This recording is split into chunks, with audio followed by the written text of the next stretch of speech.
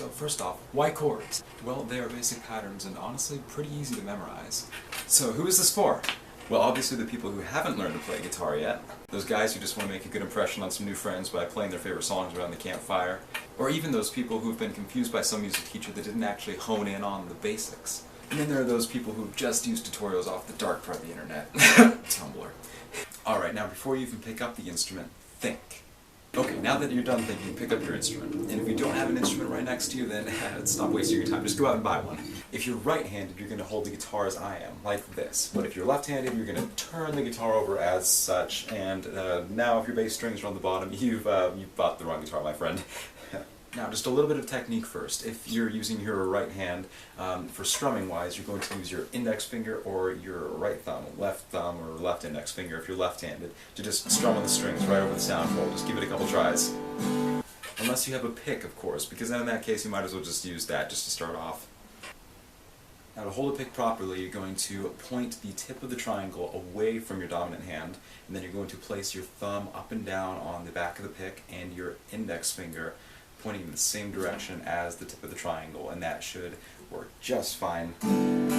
Now where you're holding a pick, don't clench your hand up in a fist, or else you'll feel your whole arm start to tense up as you keep on strumming. But make sure you're keeping your hand a little loose so that you can strum it pretty easily, but just hold on to the pick pretty firmly with your thumb and your index finger. Now let's move on to the left hand, or the fretted hand, or right hand in the case that you're left-handed. See how my thumb is positioned on the guitar neck?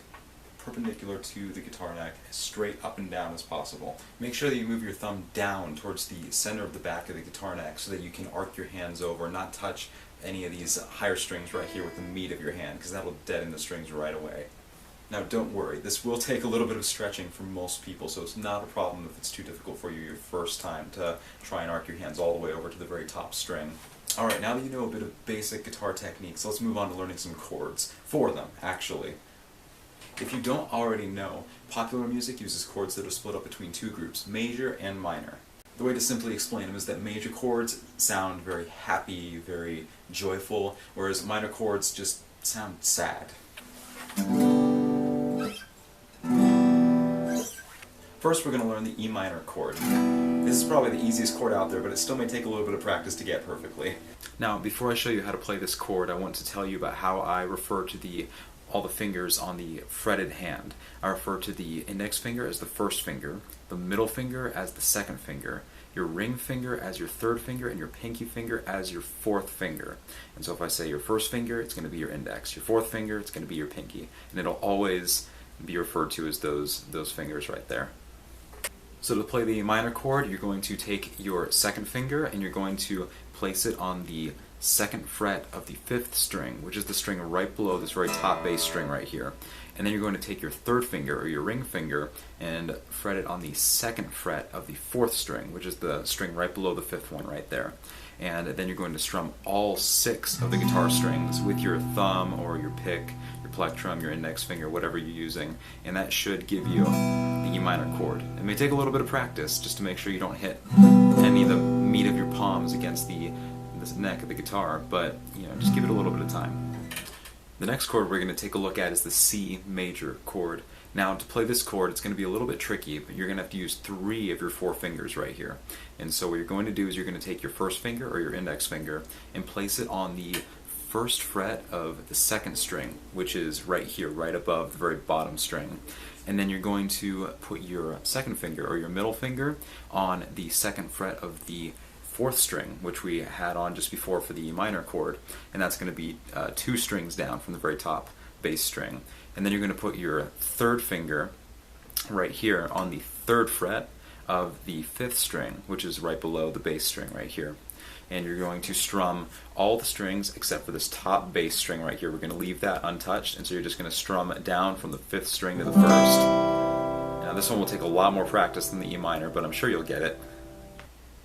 On to the G major chord. Now for this chord, you're going to use your 4th finger, your pinky finger, for the first time so far. You're going to place your 4th finger on the 3rd fret of the very 1st string, the very bottom string right here. Then you're going to take your index finger, or your 1st finger, and place it on the 2nd fret of the 5th string. Then you're going to take your 2nd finger, your middle finger, and place it on the 3rd fret of the very top 6th string. Then you're going to, with making sure you have very good technique in your thumb straight up and down on the guitar neck, you're going to strum all 6 strings, giving you the G major chord.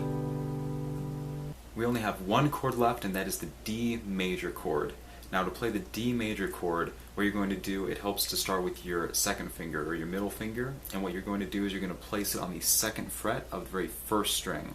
Then you're going to take your 3rd finger, your ring finger, and place it on the 3rd fret of the 2nd string. Then you're going to take your index finger, your very 1st finger, and place it on the 2nd fret of the 3rd string, a new string that we haven't used so far today.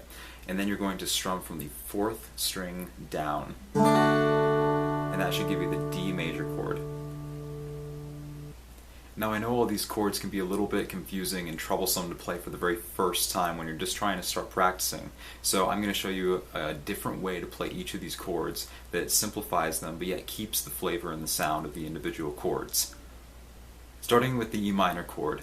For this simplified version of the E minor chord, simply place your 2nd finger or your middle finger on the 2nd fret of the 5th string, the string right below the 6th bass string right here, and just strum down on all 6 strings.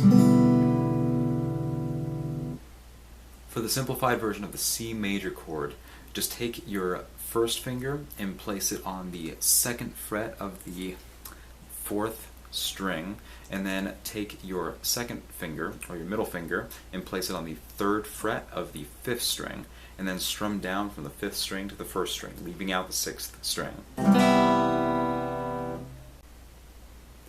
For the easy G chord, or the G easy chord, you just take your 1st finger and place it on the 2nd fret of the 5th string, and then your middle finger, place it on the 3rd fret of the 6th string, and then strum down from the very 6th string to the 1st string, all 6 strings.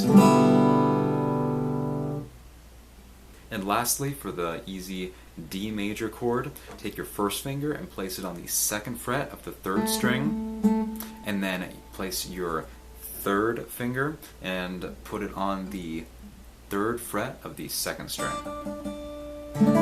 And then strum down from the 4th string to the 1st string, these last 4 strings. Now let's play all the regular chords all together now. Starting with the E minor, then the C major, then the G major, and on to the D major. The simplified chords sound pretty similar as well. It goes E major, C major, G major, and D major. You just don't get the high notes. Now I'll explain strumming patterns another time, but for right now, just strum down repeatedly whenever you're practicing the chords, and that should work just fine to help you practice and memorize those patterns. Now, why did I pick these 4 chords of all that are possible to show somebody? Well, these 4 chords are actually very useful for playing a whole boatload of all the hip songs that have been cranked out by the pop music industry as of late.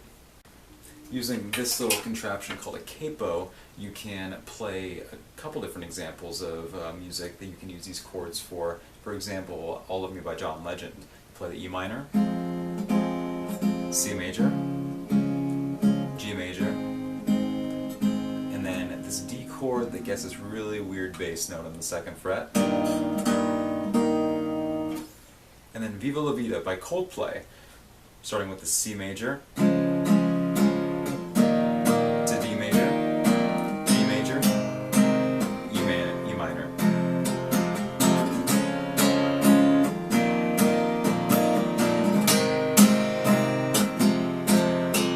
So I hope you learned something.